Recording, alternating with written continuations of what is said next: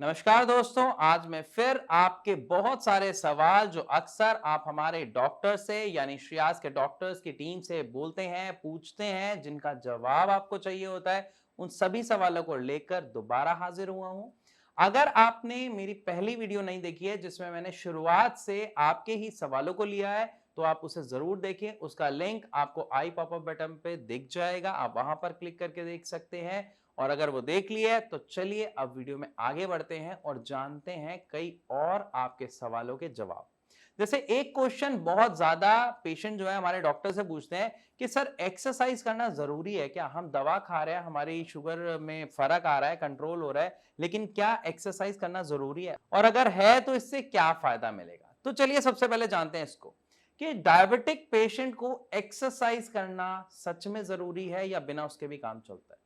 हमने शुरुआत में ही जान लिया था कि डायबिटीज की जो समस्या आ रही है उसका कारण क्या बन रहा है कि हमारी खाने वाली जो लिमिट है वो बढ़ती जा रही है, लेकिन उसको डाइजेस्ट करने वाली जो एक्टिविटीज हैं वो ना के बराबर है, बहुत कम है। क्यों? क्योंकि हमारी जो आजकल लाइफस्टाइल है, ऑफिस में रहना, बैठना, थोड़ा बहुत चल पाना, थक जाना, सो जाना, इसी कारण से हम लोग एक्सरसाइज के लिए टाइम नहीं निकाल पाते हैं, जिसके कारण धीरे धीरे हमारे शरीर में डायबिटीज यानी शुगर की बीमारी पनपने लग जाती है और हमें पता भी नहीं चलता है।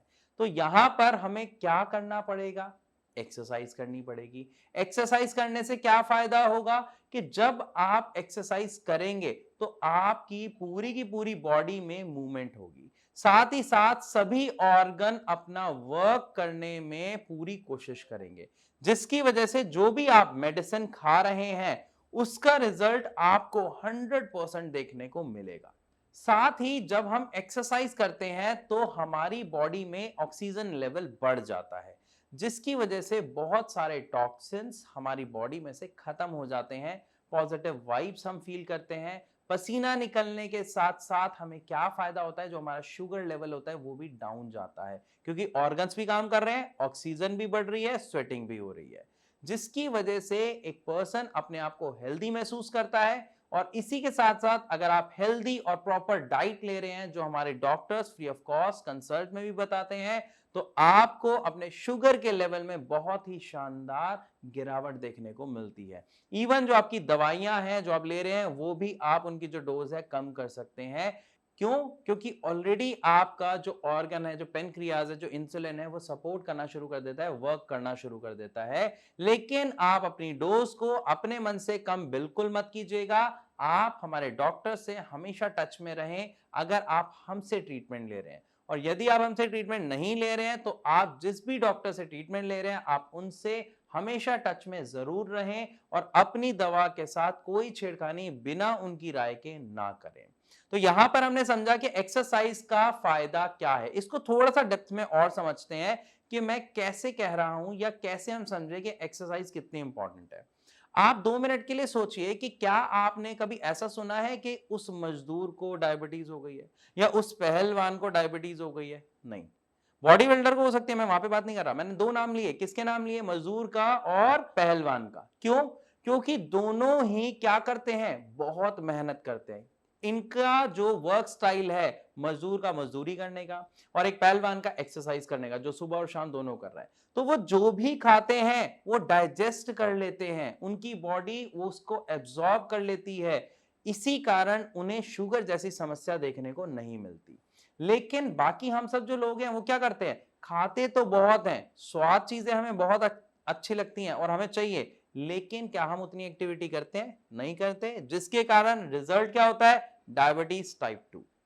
तो आई होप आपको यह भी समझ आ गया। अब एक और सवाल हमारे पेशेंट्स पूछते हैं कि सर खाना, जो भी आप खाने के लिए हमें कहते हैं या जो भी हम खाते हैं आप उसमें बताते हैं कि शुगर की मात्रा ज्यादा है, यानी ग्लूकोज उससे ज्यादा बनेगा। अब ये कैसे पता चलेगा और क्यों इसमें ज्यादा होता है और क्या खाएं? देखिए, हम जो भी खाते हैं उसमें तीन चीजों का मिश्रण होता है: कार्बोहाइड्रेट्स, प्रोटीन और फैट। जब हमारे खाने में अगर कार्बोहाइड्रेट और फैट की मात्रा ज्यादा होती है तो वो कन्वर्ट होता है डायरेक्ट ग्लूकोज में, जिसके कारण क्या होता है?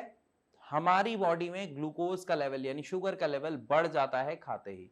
इसीलिए डायबिटिक पेशेंट को कहा जाता है ज्यादा रोटी का सेवन ना करें, चावल का सेवन ना करें। जितने भी ये आलू हैं या ऐसी अरबी है, ऐसी सब्जियां हैं, इनका प्रयोग ज्यादा ना करें, इनका सेवन ज्यादा ना करें। क्यों? क्योंकि इनको खाते ही बॉडी में शुगर का लेवल हाई हो जाता है। और आप क्या करना चाहते हैं? अपनी शुगर को कंट्रोल करना चाहते हैं। तो उसको अगर आपको कंट्रोल करना है तो उसके लिए क्या करना पड़ेगा? आपको अपनी डाइट पर बहुत ध्यान देना पड़ेगा। अब यहां पर दूसरा सवाल आता है कि सर अगर इन सारी चीजों को खाने से हमारा शुगर बढ़ता है तो हम खाएं क्या? कौन सी ऐसी चीजें हैं जिनसे हमारा शुगर नहीं बढ़ेगा? ये बहुत अच्छा क्वेश्चन है और इसको समझना बहुत जरूरी है अगर आपको डायबिटीज है या आपके परिवार में अगर किसी को डायबिटीज है तो। एक डायबिटिक पेशेंट को रोटी खानी चाहिए, लेकिन कैसे ये समझना जरूरी है। डायरेक्ट आटे की रोटी बनाएंगे? बिल्कुल नहीं। कोशिश करें कि मोटे अनाज का आप आटा पिसवाएं, उसकी रोटी खाएं। वो थोड़ी सी खाने में शायद हो सकता है आपको कसैली लगेगी, मतलब थोड़ा किरकिरापन उसमें लगेगा, क्योंकि मोटे अनाज का जो आटा होता है वो उस तरीके से बाइंड नहीं कर पाता है। और अगर आपसे वो नहीं खाया जाता, सपोज आप कहते हैं कि सर ये नहीं खा पा रहे, तो आप एक काम और कर सकते हैं कि आप जो भी रोटी खा रहे हैं वो प्लेन रोटी ना खा के उसमें कुछ ना कुछ फाइबर, कुछ ना कुछ सब्जी ऐड कर दें। उसमें मूली हुर के ऐड कर सकते हैं, गाजर ऐड कर सकते हैं, इवन मटर बॉईल करके आप वो ऐड कर सकते हैं। कोई भी ऐसी चीज जो आप रोटी में डाल के खा सकते हैं जिससे आपके शरीर में फाइबर जाए, आप वो ऐड करें और खाएं। इससे आपको फायदा क्या मिलेगा कि आपकी बॉडी में डायरेक्ट गेहूं का आटा ना जाके साथ में क्या जाएगा? फाइबर की मात्रा बढ़ेगी। साथ ही आपके शुगर लेवल को उतनी स्पीड से बढ़ने नहीं देता, क्योंकि आप नंबर ऑफ रोटीज ऑटोमेटिकली कम खाएंगे। तो आई होप आपको यह बात समझ आई कि हमें अपने खाने की स्टाइल में क्या चेंजेस करने चाहिए अगर आप एक डायबिटिक पेशेंट हो। यहां पर मैं आपको एक चीज और कहना चाहूंगा, इवन रिक्वेस्ट करना चाहूंगा कि अगर डायबिटीज से जुड़ा कोई भी आपका सवाल है जो आप हमसे पूछना चाहते हैं, तो आप कमेंट के माध्यम से अपने सवाल हमसे पूछ सकते हैं। हम आपके सवालों को अपनी वीडियो में शामिल करेंगे और उनका जवाब आपको जरूर देने की कोशिश करेंगे।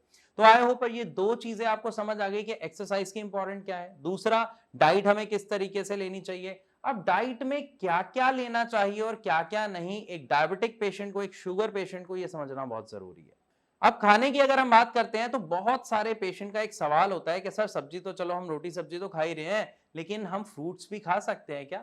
थोड़ा सा खा सकते हैं क्या? और अगर खा सकते हैं तो कौन सा खा सकते हैं? यहां पर आपको एक कंसेप्ट समझना है, और अगर आप वो समझ गए तो आप खुद डिसाइड कर सकते हैं कि आपको फल खाने हैं या नहीं खाने हैं, और अगर खाने हैं तो कौन से खाने हैं। अगर हम बात करते हैं सब्जी की और फल की, तो सबसे पहले एक बात बताइए, इनकी न्यूट्रिशियस वैल्यू, यानी आपको जो आपको लगता है आपको इसमें विटामिन मिल रहे हैं, मिनरल्स मिल रहे हैं, जो भी इसमें पावरफुल कंटेंट आपको मिल रहा है, इन दोनों में फर्क क्या है, सब्जी में और फ्रूट्स में? आप जान के हैरान रह जाएंगे कि दोनों में कोई फर्क नहीं है। दोनों सिमिलर हैं, दोनों में आपको विटामिन मिलते हैं, दोनों में आपको मिनरल्स मिलते हैं, लेकिन सिर्फ एक फर्क क्या? फ्रूट्स में फ्रुक्टोज होता है, यानी मिठास होती है, और सब्जी में मिठास नहीं होती है।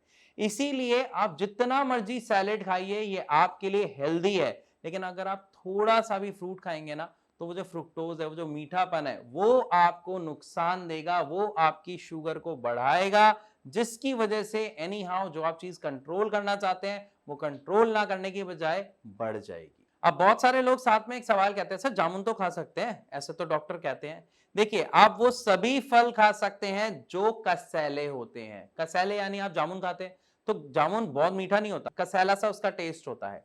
लेकिन अगर आप जामुन पका हुआ खा रहे हैं तो वो मीठा होगा। तो ये चीज एक डायबिटिक पेशेंट को समझना बहुत जरूरी है कि आपको पके हुए जामुन नहीं खाने जो बिल्कुल मीठे हैं, आपको आधे पके आधे कच्चे जामुन खाने हैं जो एक कसैले स्वाद में आते हैं, जो मीठे में भी नहीं आते और फीके में भी नहीं आते। इसी तरीके से आप अगर पपीते को प्रेफरेंस देते हैं कि सर पपीता तो खा सकते हैं, तो अगर पपीता आप देखते हैं, पहले के लोग कैसे पपीता खाते थे? पीला जैसे अब आ रहा है, ऐसा नहीं।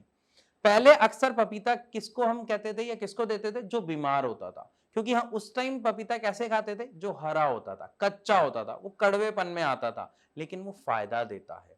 तो अगर आप पपीते को प्रेफरेंस देते हैं या खाना चाहते हैं, तो आपको क्या ध्यान रखना है कि अत्यधिक पका हुआ पपीता आपको नहीं खाना है। आप थोड़ा सा कच्चा पपीते को प्रेफर करें ताकि आपको उससे फायदा मिले। लेकिन यहां पर मैं एक चीज की रिक्वेस्ट आपसे और करूंगा कि कोशिश करें कि आप फ्रूट्स को अवॉइड करें। जितना ज्यादा सैलेड आप खा सकते हैं, हरी पत्तेदार सब्जियां खा सकते हैं, वो खाएं, क्योंकि वो आपको बहुत ज्यादा फायदा देंगी, हर हालत में देंगी। इसी के साथ डाइट से जुड़े और भी कुछ क्वेश्चंस हैं जो हमारे पेशेंट्स अक्सर हमसे यानी श्रेयास के डॉक्टर से पूछते हैं कि सर हम ड्राई फ्रूट्स खा सकते हैं या नहीं। ध्यान से समझिए, ड्राई फ्रूट्स खाना आपके लिए हानिकारक हो सकता है, क्योंकि जैसे ही हम ड्राई फ्रूट्स की बात करते हैं, 2 मिनट के लिए सोचिए, अंगूर मीठे होते हैं। अब अंगूर को सुखा के अगर हमने किशमिश बना दी तो उसकी मिठास बढ़ गई या कम हो गई? बढ़ गई ना, क्योंकि पहले एक अंगूर में आपको जितनी मिठास मिल रही थी, अब वो छोटी सी होगी, इतनी सी किशमिश में मिल रही है, तो वो कई गुना हो गई। तो वहां पर उसका जो नुकसान है वो भी कई गुना होता है। इसीलिए आप सब ड्राई फ्रूट्स को अवॉइड करें। लेकिन अगर आप फिर भी ड्राई फ्रूट्स खाना चाहते हैं तो आप बादाम को भिगो के, चने को भिगो के, या चना ड्राई फ्रूट नहीं है लेकिन मैं बता रहा हूं भिगो के आपको क्या खाना चाहिए जो फायदेमंद है, तो आप बादाम को भिगो के खा सकते हैं, किशमिश को भिगो के सिर्फ 2 या 3 आप खा सकते हैं। इसी तरीके से जो भी आप ड्राई फ्रूट खाते हैं, अगर आप अखरोट की गिरी खा रहे हैं तो उसको आप भिगो के ले सकते हैं, उससे आपको नुकसान नहीं होगा, आपको फायदा जरूर मिलेगा। और अगर आपको कमजोरी महसूस हो रही है तो आप इनको भिगो के रोजाना सेवन सुबह करना शुरू कर दीजिए। आपकी कमजोरी जो शुगर में आपको महसूस हो रही है वो दूर हो जाएगी। तो आई होप इस वीडियो में आपको अच्छे से समझ आया होगा। एक डायबिटिक पेशेंट के लिए एक्सरसाइज जरूरी है, साथ ही डाइट जरूरी है, और डाइट में हमें किस तरीके के प्रिकॉशंस बरतने हैं और किस तरीके के नहीं, और हमें क्या ध्यान रखना है और क्या नहीं। फिर भी कोई सवाल है तो आप डायरेक्ट नीचे दिए गए नंबर पर कॉल करके श्रेयास के डॉक्टर से डायरेक्ट बात कर सकते हैं, अपनी समस्या उनसे पूछ सकते हैं। इसी के साथ अब मैं आप सबसे चलने की इजाजत चाहूंगा। मिलूंगा अपनी अगली वीडियो में, तब तक के लिए नमस्कार।